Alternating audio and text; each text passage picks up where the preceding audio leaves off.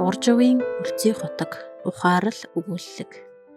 Уулнаасаа өндөр улаасан нүгийдээ, учирснаас илүү амраган ч үгүйдээ, хаднаасаа өндөр хайлаасан нүгийдээ, ханилснаас илүү амраган ч үгүйдээ гэж Монгол ардын дуунд байдаг. Араншин нь олдохгүй хаврын тэнгэр өчигдөрж ихтэйхэн дулаахан налгар байсан бол өнөөдөр хүйтэн салхи цээж рүү нэвтүүлээж зүрх жиндэг шиг зэврүүн байлаа. Баттулга их нэртэйгээ зэрэгцэн алхах хэдий ч хоорондоо нилээд зайтай явна. 30 орчим жил ханилсан ханиасаа салах болоод гаргаж өгөхөөр вокзал явж буйна энэ. Нүдний булангаар ихнэрээ харахад тамийн хаалга татах гэж байгаа амтэн шиг хамх сүнсүлтэн явчихсан харагдана. Өрөвдөмөрч юм шиг, уйтгартай ч юм шиг. Ихнэр нь Баттулгыг залуухан хүүхэнд сэтгэлэн өгснийг зөнгөөрөө мэдэрч орж ирэх болгонд нь улаан цайн царай алдах болжээ. Гэтэл саяхан гэртээ орж ирэхэд ихнэр нь хаалга онгойлгож өгөөд чамтай ярих нэг юм байна гэж зөөлөн дуурахад за нөгөө эмзэг сэдвэр ярих нь дээ. Уйлаад гуйгаад унвал яадаг вүлээ гэсэн шүү юм бодтол ихнэр нь нэг их урт санаа алдаад би чамайг муу нөхөр байсан гэж хэлэхгүй. Арх ууж агсан согтуу тавьдаггүй. Тамхи татаж өөрийгөө ч бусдыг ч хордуулдаггүй. Элдэв ааш араншин байхгүй. Ийм сайхан хүнийг бурхан надад өгсөн гэж баярлаж бахархаж явсан. Чи эхний үедээ ажилтай байгаад ирж хонож чадсангүй гэж хэлэхдээ айсан, ичсэн, гимшсэн шинжтэй харагдаж байсан. Тэгэхдээ би чамайг надаас өөр хүнтэй болжээ гэдгийг дотоод сэтгэлээрээ мэдэрсэн.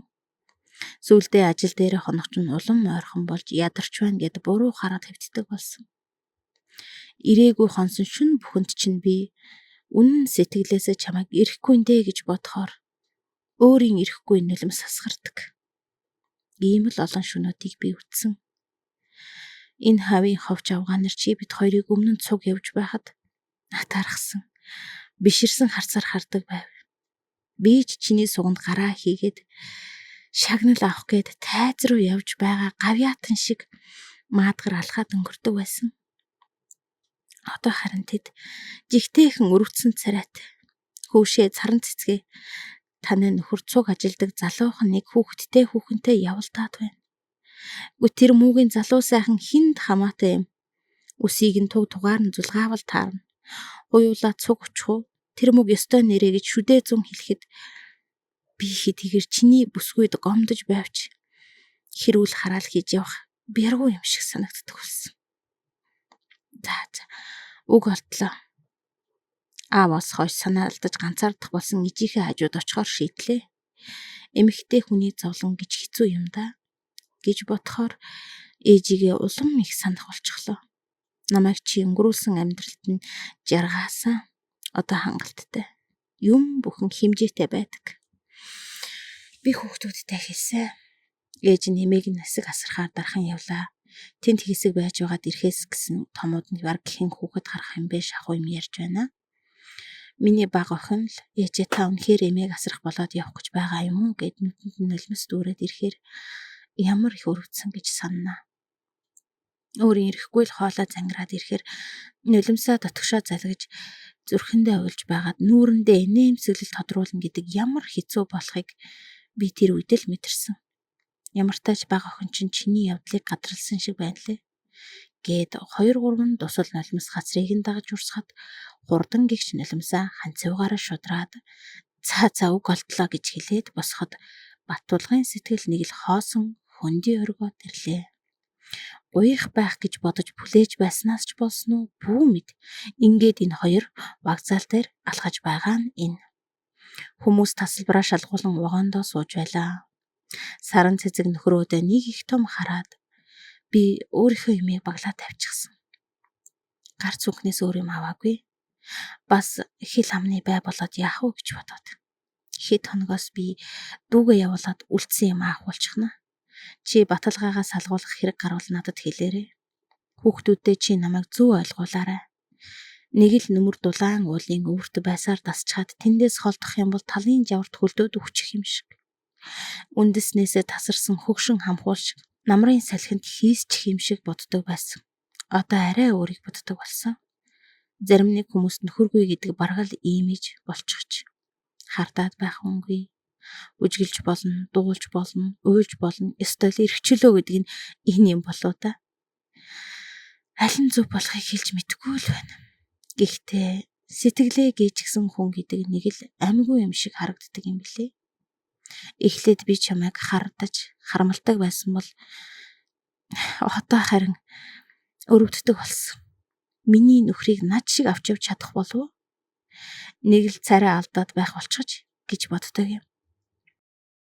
Намайг тэрч үнсэх гээд яах вэ? Хэрэггүй юм хаяхта тэгтлээ ёсорхоод байдаггүй зү. Зүгээр л гар барчих. Гэхдээ саран цэцгийн халуун гарыг атгалаа. Саран цэцэг нэг их хачин болж ирээд за гэд гараа суг татан цааш ирэхэд мөрөн зөөлөн чичирч уйлж байгаа нь мэдрэгдэж байлаа. Надад хэлэх юу ч олдсонгүй. Вагон зүрхний цохилт шиг төг хийж хөдлөхөд зарим нэг хүмүүс гараад аллан инээж үдэж өгч байхад цонхоор нааша харан зогсох саран цэцгийг хараад гараа дээш өргөн далалдагч юм билүү гэж бодсон авч өрөөсөн гараа дээш өргөж даасангүй. Ингээд л олон жил ханилсан ихнэр маань яваад өглөө. Одоо яах ёстой вэ? Эхнэрээсээ салчихлаа. Чам дээр бүр ирлээгээд яваад очих уу гэд урагшааныг алгаснаа. Залуу эхнэрийн ууртай царай дагвар хүүгийнх нь үзэн ядсан харц нүдэнд нь тусна. Залуу эхнэр нь чи их жаргалтай өгөн ш. Хоёр эхнэрийн хооронд гүгээд л хот дамжиж ямаа хөөсөн ух нь өвөл тэнхэрхгүй байсаар өгчдөг юм гэсэн. Чи тэрэн шиг юм болов доо гэж ёжтой хөхрөн. Нэгэн орой хонох санаатай сүрхий тугалчихсан сууж байтал хаалга онгойж дагвар хүн ороод ирлээ. Тэр үүдэнд зогсоод "Аха та энд хонох гэж байгаа юм уу? Та хонох газаргүй юм уу? Гэрээсээ хөөгцсөн юм уу? Миний аав Солонгост байгаа болохоор намайг гэрээ харж байгаарай гэсэн. Би гэртээ гадны хүн онулмааргүй байна. Одоо та яв" гэхэд хажууд байсан залуу эхнэр босож очоод "Миний хүү, энэ ах чинь сайн хүн. Инээ тэрэ гэж гуйж байгаад нэг юм гайгүй болгосон шинжтэй орж ирсэн. Дараа нь ёстой нэг намайг нэг мөсөн түлсэндэ. Би хуралтай гээд хуучин хүрмээ эндүүдэх санаатай ноцолзож байтал гаднаас нөгөө хүү орж ирээд "Та юу хийж байгаа юм бэ? Би хувцас эндүүдмээр байна" гэхээр нь "Одоохон өнөөдөр дүүрэг дээр Хялтас албатын дарга орлогч нарын хуралтай. Гэтэл та их удах юм шиг байна. Би эндүүдэд өгье" гэхтэн би жаахан гайхсан ч бас хэрдээ баярлаж "За тэг" гээд самцаа өмсөн зангиагаа зүгөө зогсож байтал "Эндүүдчихлээ" гэсээр бариад зогсоод байхад нь баярлан өмсчхөд хоёр ханцыг нь харвал гайгүй эндүүдлэг орчихсон юм шиг байв. Дүүрэг дээр очиод цуваа тайлж барьчихад явхад хүн болгон л араас хараад инээгээд шоолоод байх шиг нэг л сонирн байлаа. Хурлын танхимд орж ирээд орлогчийнхаа хажууд сууж байгаад энэ дээр гарч ирэхэд манай орлогч часуулаан болчихсон нүдэрээ нэг юм хэлэх гээд л байгаа бололтой бүлтгнээд хүмүүс жигжүгхийн ийг л хачин. Би хувцас хонор үс зүсээ жаахан илж таалаад янзалсан боловч хүмүүс бүр жуумганаад инээх шинжтэй. За дүүрч гэж дотроо бодон хэлэх үгэн хэлчгээд тусалгынхаа хажууд суугаад сэмхэн чи юугээ түрүү эндэр дээр харахад хахчихсан амт шиг бүлтгэнэд байсан бэ гэхэд зөөлхөн нудраад та бушуухан бичака тайлаад барьчих гэж шивгэнэж байна. Бичака тайлаад ивэж байхдаа ар дээр нь уруулын будгаар юм бичсэнийг хальт хараад бушуухан ивэхтэл хүмүүс бүгд нааша харчихсан. Энийг ярвах өрөвдсөн янз янзаар харж байлаа. Дотроо ч юугэд бичсэн юм бол яанда гэж яс автайд суугаад бушуухан хурал тарахаар машиндаа орж суугаад харсан бичаакны ар тал дээр уруулын будгаар жигтэйхэн тод айлаар хонхоо бол авгай хүүхэд дээрээ оч гээд бичсэн байв. Миний эцэн гэж жигтэйх. Түүнээс хойш сэм дуулдах нь намайг амьд лоозон гэж хочилсон байж билээ. Ийхүү элдмийн бодсоор суутал дараагийн вагон ирж хүмүүс бууж нэг хэсэг огтуд залуучууд инээлдэн бууж ирж байгаа нь олон жилийн өмнөх саран цэцэгтэй галтрагнд танилцаад нэг хэм олчихсон хүн шиг баяр хөөрөөр дүүрэн бууж ирсэн санагдав. Москва хотын их сургуулийн оюутан намайг зуны амралтаараа нутаг буцаж яваад дархны өртөөнд ирэхэд дэрэгдэх хүмүүс бууж хідэн охид зөрөн орж ирснийг нь нилээд амцар байв. Тэр орж ирэнгүүтээ "За найз нараа, бид нар ч азтай яваа юм аа. Үнийг хараач" гэж бат тулгыг зан хөөхөн ханхүү биднийгээ хүлээгээд шоотол сууж байна гэд гараа сунган намайг ганц эцэг оюутан танилцъя гэхэд Баттулга жаахан ичингүүрч намайг Баттулга гэдэг Ломносвын их сургуульд сурдаг гэвэл ганц эцэг "Пэ ямар сайхан тохиолдол вэ? Ломносвын их сургуулийн оюутан байх нэ. Энэ мундаг гадаадд сурдаг оюутантай гар барьж үзээч та нар. Би нөхөргүй байсан бол өнөөдөр цуг унтаад маргааш ихнэр нь би байна гэдэл шууд цуг буун" гэхэд бүгд инээлтлээ. За тэр чи яах вэ? Гадаадаас ганцах дүүрэн ачаатай яваа байлгүй. Ганц нэг богч болтгой зажлуулах юм байгаа үсттэй гэд инээлээ. Баттулга цүнхээ уудлан нэг бодол бох гаргаж өгвөл "Ёстой өгөөмөр залуу юм аа. Нэг нэгийг өгөх нү гэсэн чинь бодлоор нь тараадаг байна штэ. Харин бид юугаараа дайлах вэ?" гэж гараад илгэн уг нь бид нарын дунд хэн нэгэнтэй үерхэж хэртэж гандаагүй хээрийн цэцэг шиг охин байгаа да. Нүд сэтгэл байвал олоод авчихаач гэвэл захтан сууж байсан нилээ тухайлагнуудтэй дугуй царайтай жаахан ичингүүрсэн бүсгүй улалцаж харагдлаа. Баттулгын зүрхэнд нэг зөөлөн дулаахан аялгау их шиглэг шиг болоход нэг охин "Чи бас халаах хүүх юм аа. Ангийнхаа ганц ховор эрднийг буудал бохоор арилжих гээд байдаг. За яг авах өгөх дээр тулуулж шал өөр юм ярина. Бид хэдий аль нь миний яриад байгаа охин байна. Хэрв зөв таавал 50% үнийг нь буулгалаа." Гэхдээ Баттулга таах үгийг бодолгүй өнөөх хараа булаасан охин руу заав. Өнөөх амтсар шар "За чинхэн тойлаа да. Энэ охин уу нөхөрт гараад 2 хүүхэд гаргачихсан охиныг заадаг байна шүү" гэвэл бусд нь түүнийг дагаж хөхрөв.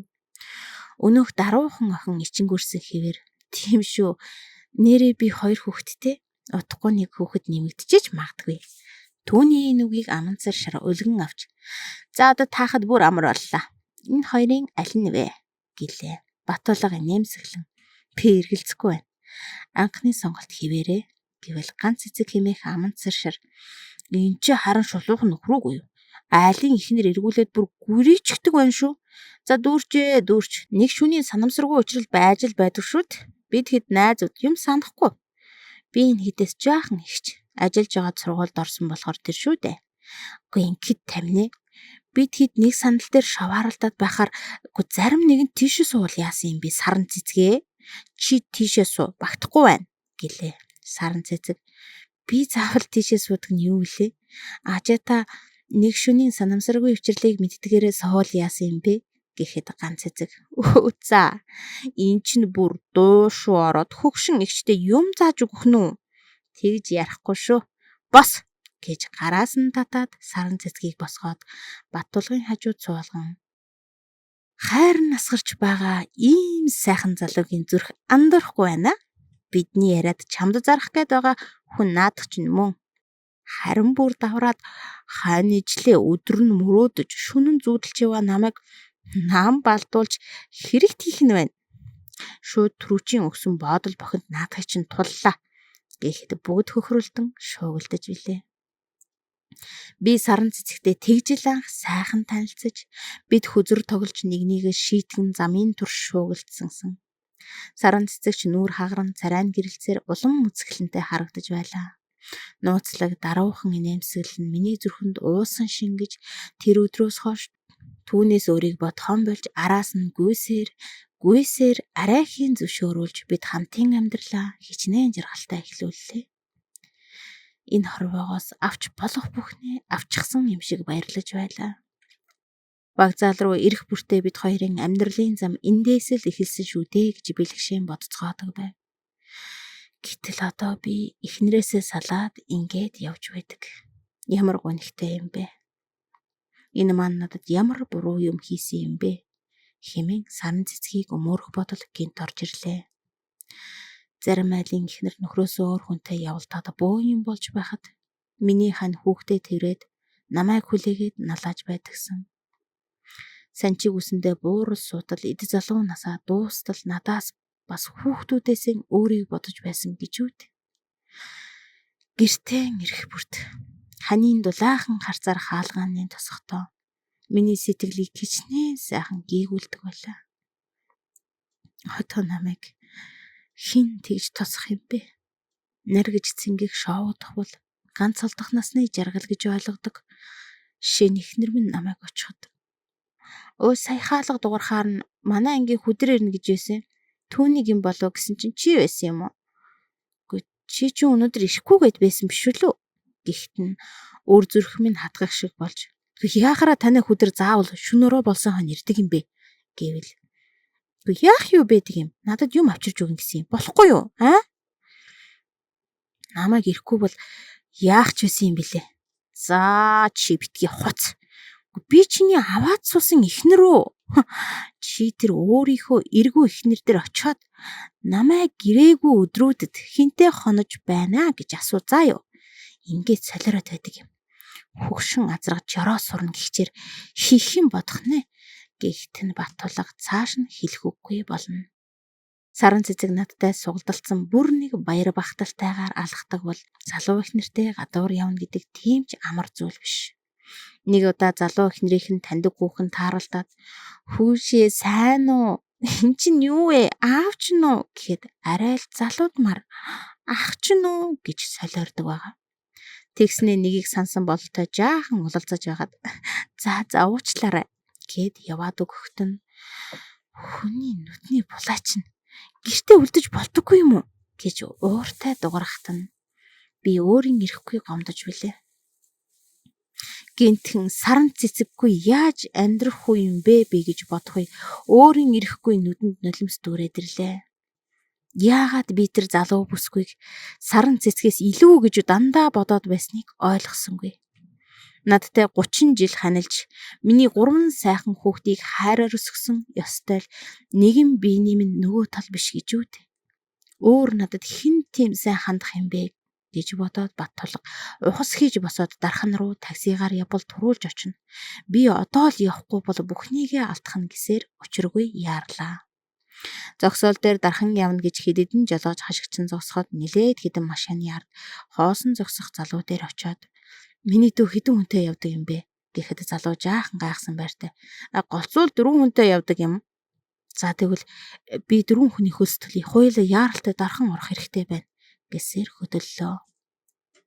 Элчид тэрэг дархан орж ирж байгаа бололтой замын хажуугийн гэрэлтэй байшингийн цонх жирэлзэн өнгөрч сая зогсоол дээр ирэхэд саран цэцэг ингээд гэртээ ирдэг байжээ. Ээж минь намайг өгүүлж байгаад ээжтэйгээ хэсэг зуурч гисэн ярьж сууж энгэрт нь алдаа дотроо гонгойтол хэсэг уйлдагч юм билүү. Үгүй хэрэггүй ч юм муу ижийнхээ сэтгэлийг өмөлчихнэ. Нулимсаа үзүүлж голыг нь харлуулад хэрэггүй бицтэй. Гэхдээ би нулимсаа барьж дийлэх болов. Өөрийгөө арчилж байсан бол хаягдахгүй л байсан байх гэж бодсоор шууд такси зогсоол руу алхаж явтал араас нь зүүлэн гар тэврээд авлаа. Баггүй гайхсан саран цэцэг нэг л танил үнэр гарахыг мэдрээд жигтэйхэн гайхаж бас баярлах шиг. Чиний 30 жил зүрх сэтгэл итгэл үнэмшлэрээ бүтээсэн тэр их хайрыг алдах гэж байгаагаа чамайг яваад өгөхөд ч л ойлголоо. Чамгүй би хамтарч чадхаа байсан юм байна. Хэрвээ чи намайг уучлбал үхэн үхтлээ чиний дэргэд бай. Хайрт минь гих үгийг сонссон саран цэцгийн нүдэнд өөрийн ирэхгүй нулимс дүүрэн хөлн нугараад ирэхэд Баттулга дээш нь өргөлөө. Саран цэцэг ихзэрч зогсоод нулимстай нүдээр тэнгэр өөд харвал одод төгсөн шөнийн тэнгэр үүлгүй цэлмэг тэргэл цагаан саран мэлтийн ширтэж байлаа.